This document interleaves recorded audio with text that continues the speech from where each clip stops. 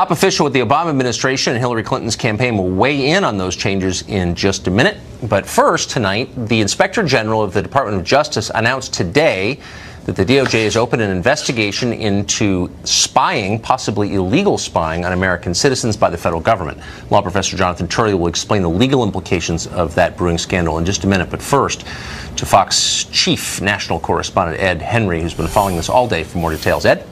Tucker, great to see you. Initially, Democrats like Adam Schiff laughed off these allegations about FISA abuse, but tonight some in the Obama inner circle, as well as former top FBI officials like James Comey and Andrew McCabe, may be sweating a bit because this is heating up now with the Justice Department Inspector General Michael Horowitz saying he's going to take a close look at it. And remember, Attorney General Jeff Sessions had said he wanted Horowitz to handle this, and Sessions got a lot of heat from supporters of President Trump who said the Inspector General would bury this and that this was Sessions passing the buck again. But this is a sign Horowitz is moving full speed ahead on what Republican Devin Nunes first revealed with his memo laying out how top FBI and justice officials in the Obama administration got a warrant from the FISA court to spy on ex-Trump advisor Carter Page. Most importantly, Comey, McCabe, and other officials allegedly used former British spy Christopher Steele's anti-Trump dossier to get that initial warrant without telling the judge that the DNC and Hillary Clinton's campaign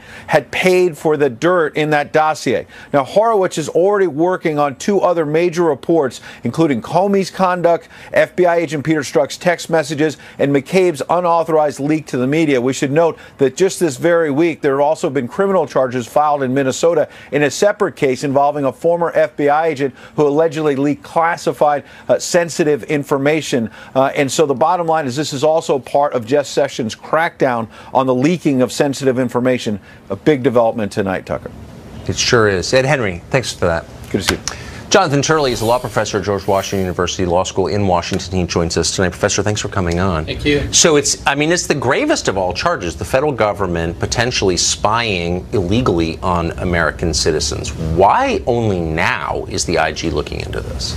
Well, you know, there's been an interesting phenomenon here. A lot of people who have rightfully criticized those that want to shut down the special counsel investigation. Right. But those same people often belittle these allegations about what happened in this secret court. And it's a dangerous combination to have a secret court that is based on a standard lower than the Fourth Amendment, that is totally secret and insulated from public review, if that court is also used for a political agenda. Now, we don't know if that's true, but we have worrisome facts that should be looked at. And so what I think is missing in Washington is this sense of balance. Both sides should be investigated. These are troubling issues that are raised by both the Republicans and the Democrats. What happened today is that we're going to be guaranteed that there will be an independent investigation, and Horowitz is the perfect guy to do it. I mean, he knows the DOJ, he's very well respected, and I think that what we're going to learn from this process could help us in the future. What will he be looking at? He's going to be looking specifically at that application with Carter Page. You know, many people made fun of President Trump when he said that his campaign was under surveillance, and people like former Director Clapper said, I would have known if there was an order of surveillance. Well, it turns out there were multiple orders of surveillance, not just the first one. Can you stop right there? Clapper said that, mocked the idea. Clapper's been caught lying to the public before. Is there any way to read this other than as dishonesty? Well, I don't know what Clapper was thinking of, but what we do know is that there was not just one, but a renewal of these orders. That's a very serious question to look at when you have someone who's associated with the opposing party's campaign for president. Now, a judge did look at this and did say that it warranted a renewal. But that application, while it said that one of these sources was political in nature, didn't reveal everything that the FBI knew about the dossier, that it was funded by the Clinton campaign, that it found that much of the dossier was not corroborated, that there were serious questions about the motivation, and the fact that Steele himself tried to shop this to the media and had told a justice official that he really didn't like Trump and wanted to do everything he could that he wouldn't be president. Those are material facts. Now, does that mean that the court became an adjunct of the DNC or was caught up in a political agenda? We don't know. But the point is that the American people have a right to know if this very powerful court was used for inappropriate or abusive reasons. Have you noticed, since you've covered and taught the law in the city for a long time, a decline in the concern over civil liberties of Americans in Washington? You know, I have. We've almost become numb. First of all, people have a really low expectation of their government now, and that's a real shame. But the FISA court itself has always been a concern for civil libertarians because of its standard, because of its insularity. So when this scandal focused on the FISA court, it was a huge concern because abuses in that court can be magnified in terms of their damage because it is so insulated, it is so secret, and it's capable of doing a lot more without people seeing it than a normal court. I think it's terrifying, potentially anyway. Professor, thank you for that. Thanks, appreciate it. Well, in California, we've redefined who the criminals are, and as of yesterday, criminals are those who seek to enforce the law, at least in Orange County. The sheriff in that county, Sandra Hutchins, is trying to assist ICE by publishing the release times of illegal immigrants who are in custody and wanted by the feds. But that puts her in conflict with California's sanctuary state law, which seeks to undermine deportation efforts and sabotage U.S. immigration law. California Attorney General Javier Becerra has suggested that Hutchins should be sued or even arrested for her efforts. Raul Reyes is an attorney and a columnist, and he joins us tonight. Raul, thanks for coming on. My pleasure. This seems like the moment where legitimate concerns about what happens to people here illegally become something grotesque, and the state starts to act against the interests of its citizens. So here you have a sheriff saying you have potentially dangerous criminals who are wanted by the feds. They're going to be released. I'm going to post the times they are released publicly so the feds can do their job and detain them. And the attorney general, the chief law enforcement officer of her state, is saying she should be arrested. Right, right. How could you take his side in this against the safety of citizens of California? Well, actually, two points here. As far as the sheriffs posting the names of not just the undocumented people, but of all people who are being of all criminals who are being released from their jails, as far as my reading of this law goes, that actually complies with California's sanctuary law. It would be a different situation if she were singling out people who were, say, on the list of ICE detainers or undocumented people, people with Latino names. She is not doing that. So as far as in this instance, I actually do disagree with the Attorney General, because I think if you look at an interpretation of the law, she is in compliance with what she is doing. However, that said, we have to remember when we talk about what they're doing in California, what the sheriff is doing, the people of California do support these so-called sanctuary measures. Last year, the Los Angeles Times found that 53% of Californians were in support of California's sanctuary policies. Okay, and but let's back up. What percentage? Hold on. What percentage? Two-thirds of Californians were in favor of these policies. Okay, right. When we speak in general terms, it's easy to make generalizations. Well, but let's be specific. Hold on, let me if I can finish my question, if you don't mind, Mr. Reyes. What percentage of Californians do you think support the mayor of Oakland warning wanted criminals that they may be apprehended, and then watching as 4 of them went and committed felonies during the period they escaped apprehension by federal authorities? As far as I know, that hasn't been polling done on what percentage of Oakland residents approve of what the mayor of Oakland did. And in reference to those 4 individuals who were apprehended later, ICE officials and Department of Homeland Security officials were not able to tie any of them directly to Oakland. So they did apprehend them. They were Bay Area, but there was no direct link for them to Oakland. Oh, there was no direct link. And remember that what the mayor did, she directed people to know at some their point, rights. do you feel a certain sense of the law? Is there anything that you won't make an excuse for? I mean, here you have guys who got out and committed actual crimes with firearms. One guy gravely injured his wife by beating her. They should have been in federal custody. They were wanted by federal authorities, and the state of California made it harder for them to be apprehended. Can't you just say, you know what, that's appalling? I mean, I've supported illegal aliens. You wouldn't say that's appalling. I hear your question. I hear some of your emotion, and this is my answer to your question. Come on now. When the Department of Homeland Security or ICE wants to go after these violent criminals, they need to issue a criminal warrant. What they do instead is detainers, which California doesn't want. And this is what your audience needs to know. In 2015, for example, ICE issued something like 95,000 of these immigration detainers. 62% of them were not even followed up on in any way, and only 15% resulted in an actual deportation. Yeah, ICE itself is not taking these matters seriously, so as a result, the state and local government does not either. Right, yeah. The debate is not whether ICE is issuing the appropriate detainers or warrants. The debate is over whether the mayor of Oakland should be warning criminals that the feds are out to get them. That's really the debate mayor here. of Oakland, what she did was direct people to know their rights based on what she heard and based on what she said was credible threats in the community. Is there any normal person who would support that? I mean, even people who are sympathetic to the Dreamers, you know, I don't know, they're kind of what they call without a country, I get it, we, you know, feel compassion. But if you have someone standing up for political reasons and saying, hey, you wanted for a serious crime, run away, the feds are coming, that's kind of the beginning of the end when elected officials do that. You don't see that.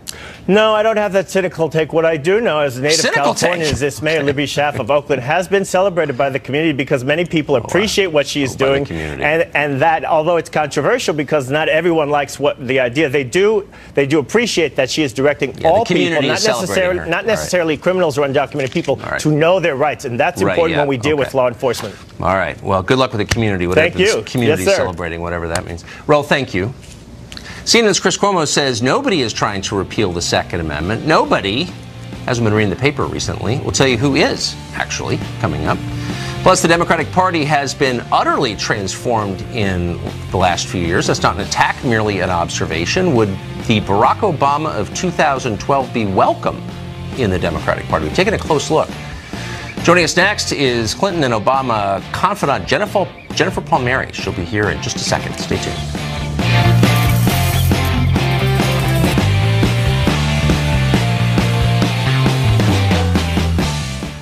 CNN poet laureate Chris Cuomo is wise in many ways, in the ways of an Eastern mystic. But today he confessed that he can't figure out why people seem to think the left wants to ban guns. You got the President of the United States this morning tweeting that the Second Amendment will never be repealed. We must have more Who's calling for a repeal of the Second Amendment? Who's calling for it? Who's calling for it? I don't know. How about former Supreme Court Justice John Paul Stevens, who just wrote a New York Times piece like 24 hours ago with the hard-to-interpret title, Repeal the Second Amendment. New York Times opinion writer Bret Stephens agrees.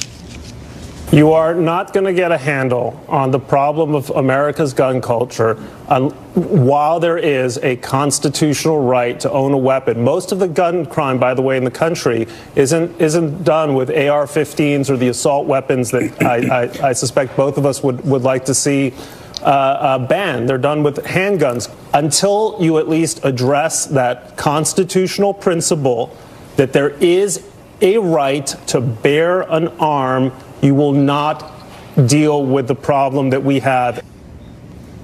Even 2 years ago, Rolling Stone magazine called for repealing the Second Amendment. This is totally real. It's not a fever dream, unfortunately. Dan Bongino is an NRA TV spokesman, a former Secret Service agent, and he joins us tonight. So, Dan, as you know, Democratic Party strategists are concerned about saying any of this out loud because they don't want to scare conservatives into voting in the midterms. But I think it's kind of out in the open now. This is not a conspiracy theory. This really is the agenda. What do you make of it? Well, Tucker, a couple things here. Number one, let me tell you something, Democrats. If you're going to go for repeal of the Second Amendment, you know what? Go for it. Good luck. Because in the 1994 midterms, after the Clinton, quote, assault weapons ban, we still can't really figure out what an assault weapon is, by the way, because liberals change the definition if they even have one every day. The Democrats lost, Tucker, 53 seats in rural portions of America. Yeah. So good luck with that. Knock yourselves out, folks, on that one. But here's the problem I see, Tucker. You know, I read an interesting op-ed piece today, and I'm getting a lot of feedback from my audience on this issue as well. The problem with liberals like Chris Cuomo and others is they don't understand us, Tucker. You know, liberalism's easy to understand, Tucker. It's everywhere. It's on TV, it's in the media, it's in academia. We're surrounded by it. It's the de facto default set normal position for society. To actually understand conservatives and why gun owners would want to own a gun to defend themselves and their families, you have to do some darn hard work. You have to go to Kentucky and go to some areas of Florida outside of Miami and talk to people. And liberals have zero interest in doing that, and that's why they'll never understand American gun owners. Well, they're not really calling for the abolition of guns. What they're calling for is a transfer of firearms from the country to the ruling class. They're saying only we should have guns. I mean, no one is seriously saying that the bodyguards who protect the cable hosts you just saw should be disarmed. They're just saying everyone else should be. It's a power transfer. It's absolutely a power transfer. And, you know, one of the things that's frequently cited with the founders is their obvious fight against the king, the monarchy, and against tyranny, which led to the Second Amendment. But another thing, if you read a lot of the Federalist Papers, Tucker, is you can sense a theme in here of what they wanted was they wanted a sense of individuality. They didn't want the people to have to depend exclusively, to be surgically attached to the government for the one thing that matters more than anything, Tucker: safety and security. They didn't want that. They wanted people to have an independent spirit. And this is what I believe, not all Democrats, because some are just naive and are just, frankly, being useful idiots on this, but the radical left entirely understands that this isn't about guns, it's about power. It's about removing that symbol of individuality, removing financial power, the power over your own security from people's lives. This is bigger than just firearms, and I wish people on our side, you know, these so-called moderate Republicans, would get hip to this quick, that this is a bigger agenda for the radical left. Yeah, I mean, I sort of appreciate the radical left for being honest about its aims. What I'm shocked by is the willingness of people in the media to become handmaidens to entrenched power. They're supposed to be challenging entrenched power, but instead they're its foot soldiers, which is terrifying. Dan, thank you. Thanks for putting that in perspective for us. Yes, sir. See you soon. The world's changed a lot in the last couple of years, but the biggest changes have all taken place in the Democratic Party. Its core positions are almost unrecognizable to the ones it held 5 years ago. Not an attack, just an observation. It's fascinating. We're going to lay it out for you next with a longtime official in the Obama and Hillary Clinton regimes who joins us. Also, new ways Facebook is invading your life, ways you probably never thought of but should start thinking about. We'll bring those to you in a minute. Business practices get more disturbing the more you learn about them, and we learn more every day. Now we have new evidence the company may be spying on users at work and in their homes in ways they never imagined. Brett Larson is a Fox News tech reporter and anchor for Fox News Headlines 24/7, and he joins us tonight. Hey, Brett. Hey, Tucker. Yeah, we are getting some very troubling information about just what Facebook is learning about their users. They're listening in on your conversations. How would they do that? Well, it's pretty simple. If you've got the Facebook app on your phone, there's a microphone right here. In fact, most of our smartphones have multiple microphones on them so that they can hear your voice clearly in a loud room. Now, Facebook denies that they are doing this, saying they have never listened in for the purpose of advertising. But many users have gone online, and folks have even queried me in person with anecdotal evidence that usually goes a little something like, hey, so I was having this conversation with a friend of mine, and we opened up Facebook and saw an ad about something that we were just discussing. Now, this news also comes as Christopher Wiley, he is the whistleblower seen here from Cambridge Analytica. He actually appeared before the British House of Commons, that's similar to our House of Representatives, and he said Facebook has the ability to listen in so they know if you're walking around, if you're in a loud bar, or if you're at home watching TV. Now, we already know that Facebook tracks our every move online, every site you visit, things that you like, friends that you have, all so that they can build this increasingly accurate profile about you to sell you targeted advertising. Now, Facebook CEO Mark Zuckerberg has been invited to speak to a congressional panel about the problems uncovered with Facebook. And actually, just today, the social media giant rolling out a new security page. You'll start to see this, where you can access all your settings for security all in one place. You can even download all of your Facebook data in one massive download, all your pictures, all your posts. You'll start to see that in the next coming days and weeks. And Tucker, also today, Apple CEO Tim Cook said it is time to look and see what can be done to ensure that when we are online, our privacy is protected. Very troubling information out of Facebook. Yeah, it's about time. Brett, thank you very much for that. Thanks, Tucker. Dylan Curran is a technical consultant and a web developer. He knows a lot about the subject. He just released a terrifying report demonstrating just how much information Google and Facebook collect about you and the rest of their users. Dylan Curran joins us tonight. Dylan, thanks a lot for coming on. Hi, Tucker. Thanks for having me on. You do this stuff for a living. You thought you knew a lot about the level of data collection by Facebook. You learned things you didn't know. Tell us what you learned. Yes, so I feel like a lot of people in the tech industry had a general idea of what was going on, but when I went in and actually looked at the information, I found a lot of things that were totally unexpected. So they were recording, as was said in the report, your actual phone records and your text records. So not your Facebook calls and messages, your actual physical phone records. And then apart from that, then I went into Google and they were storing a lot more information than I had previously expected. They were storing search history as far back as 2008. They had my location mapped back as far as 2014, showing pretty much every location I've been for the last 4 years, every day, and with a timestamp. They have also they showed all of the files and images I've ever downloaded, all the apps I've ever used or searched for. They also showed my Google Fit statistics, like how many steps I've walked, workouts, yogas, all the ads I've viewed and clicked on, all of my YouTube history. And the most disturbing thing was that they actually showed your Google Incognito history. So I tested this, I went in and browsed Google Incognito, and they actually kept the information. It was in the archive when I went to re-download it. So that means that when you think you're privately browsing, Google is still collecting that data.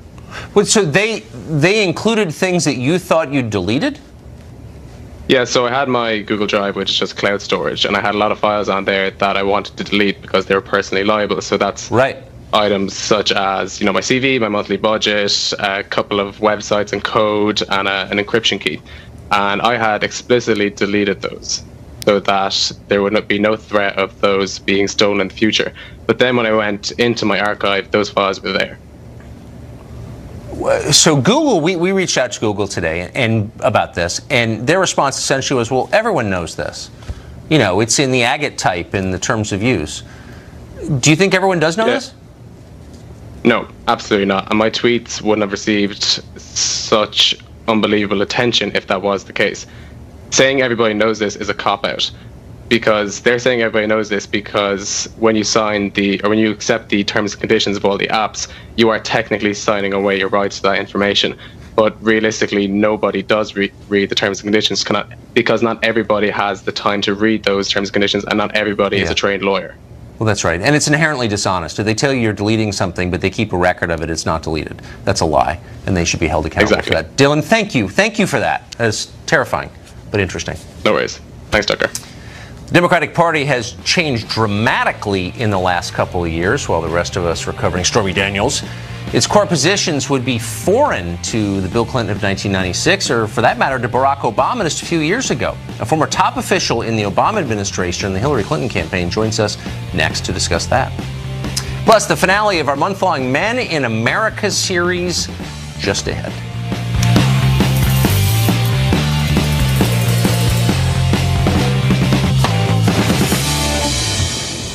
The most remarkable fact about the decline of men in America is how relentlessly our leaders pretend it's not happening at all.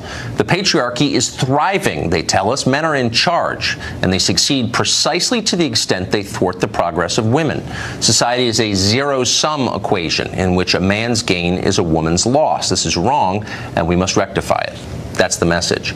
Those also happen to be the core assumptions of second-wave feminism, which became popular 40 years ago, just as many of our baby boom leaders were coming of age. And yet none of those assumptions are true today. America has changed completely. The patriarchy is gone. Women are winning. Men are failing. Men in America are now far more likely to die of a drug overdose, drop out of the workforce because of an addiction, commit a felony, and go to prison. They fail in school much more often than women do. They kill themselves at many times the rate. Overall, they die years younger. Those numbers are not speculative. They are hard data gathered over decades by nonpartisan researchers. You'd have to ignore a huge amount of settled science in order to repeat the pieties of 1970s era feminism. And yet that is exactly what our leaders continue to do. In March of 2009, almost immediately after arriving in Washington, Barack Obama created the White House Council on Women and Girls. He tapped his advisor Valerie Jarrett to run it. Quote, "When our daughters don't have the same education and career opportunities as our sons," Obama said in his announcement, "that affects our economy and our future as a nation." At the very moment Obama was lamenting the lack of educational opportunities for women, more girls than boys were graduating from high school. Far more were graduating from college. Women now earn 62% of associate's degrees, 57% of bachelor's degrees, 60% of master's degrees, and 52% of doctorates. That gap is even wider in non-white neighborhoods. For example, in 2007, among black and Hispanic graduates of public schools in Boston, for every 100 black men who go to college college degree, there were 230 black women who got one. For every 100 Hispanic men who got a college degree, there were 211 Hispanic women who got one. 70% of all master's degrees awarded to black students nationally went to black women. Just 30% went to black men. Yet, for reasons the Obama administration never explained, the school performance of black and Hispanic girls was deemed a higher priority than the performance of black and Hispanic boys. Under Obama, the White House solicited hundreds of millions of dollars from corporations to encourage female achievement in higher education. At the time this was happening, one study showed that there were already at least 4 times as many privately funded college scholarships available for girls as for boys. 4 times. The administration never acknowledged this. Instead, it sought new ways to close a gender gap that no longer exists. One idea was, quote, breaking down gender stereotypes in toys. To that end, the White House pressured manufacturers, retailers, and media outlets to eliminate gender distinction in children's toys. This, the administration claimed, would allow kids to, quote, explore, learn, and dream without limits. Well, educators at all levels took this idea seriously. In 2015, one kindergarten teacher in Washington state banned her male students from playing with Lego. Fitting together plastic blocks has been found by researchers to help children develop important cognitive skills. Boys have enough advantages, the teacher explained, so she intentionally prevented them from learning. Girls thrive when boys fail. This is the underlying assumption of much of America's gender policy and education. There is no credible research to suggest that is true. It is purely an ideological belief. And yet that assumption is pervasive, especially on college campuses. Now that's ironic because there are more than 2 million more women than men enrolled in college this year. On most campuses, men are a distinct minority. At Carleton University in Pittsburgh, women outnumber men by more than 6 to 1. And yet almost every campus has a women's studies department. In many of them, the stated goal is to fight expressions of masculinity and disempower men. At Ohio State, a course is underway this spring called Be a Man, Masculinities, Race, and Nation. The syllabus for that course explains that masculinity is used to, quote, justify certain kinds of violence by men. On the first day of class, students were required to consult a male privilege checklist. At Duke University in North Carolina, a 9-week workshop met to devise ways to undermine, quote, masculinity and maleness, as well as to create destabilized spaces for those with privilege, meaning men. Similar projects have sprouted at colleges all over the country. Under the Obama administration, the Department of Justice created something called the Healthy Masculinity Campus Athletics Project. The coordinator of that program at Wheaton College summed up its objective this way, quote, as a country, we need to do a better job of addressing issues around toxic masculinity. Left unasked was the most basic question of all. Is masculinity itself really toxic? And what happens to boys when we tell them that it is? It's widely understood that attacking people for their basic nature is unhealthy, and it's wrong.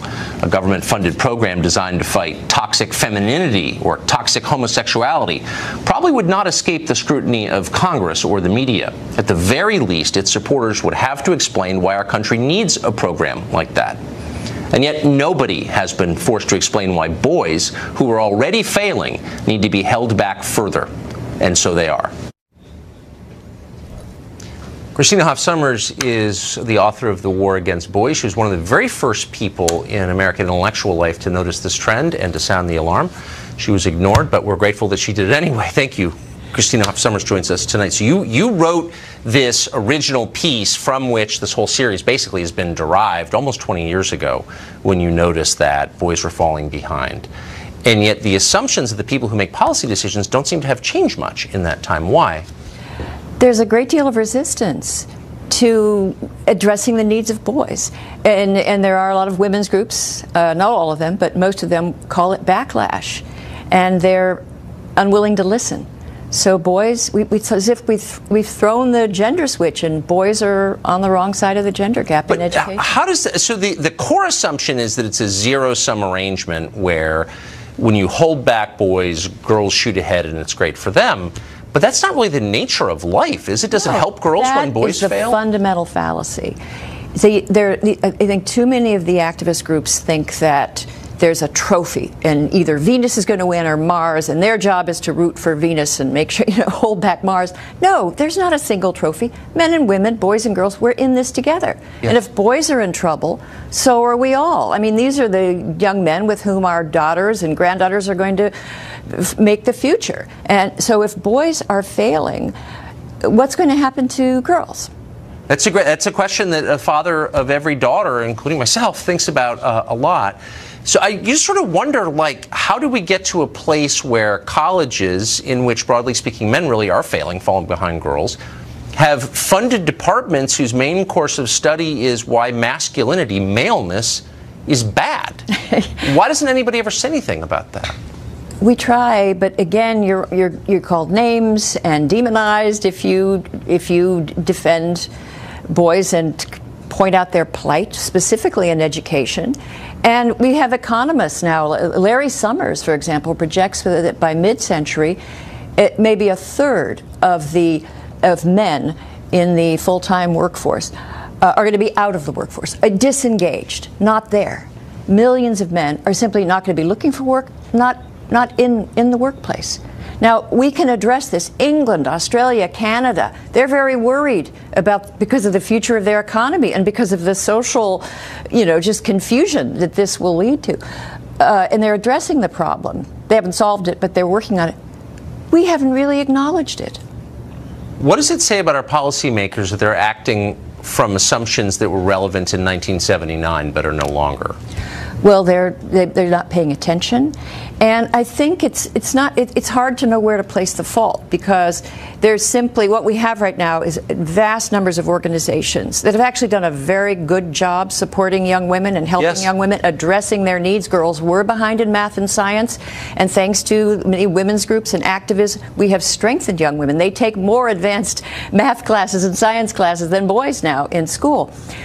Where were the efforts for boys? There was no lobby. There's no lobby. And people say, well, they don't need a lobby. It's a man's world. Well, I'm not sure that's true altogether, but it's certainly not a little boy's world. And no one's paying attention. Sad. Well, thank you for all the work you've done on this. It's important. Christina Hoff Sommers, thanks. Thank you. Democratic Party, not the party you remember even from 3 years ago. New and radically different ideas, agendas, a whole new ideology. A former top official in the Obama administration and the Hillary Clinton campaign joins us next to discuss that. Stay tuned.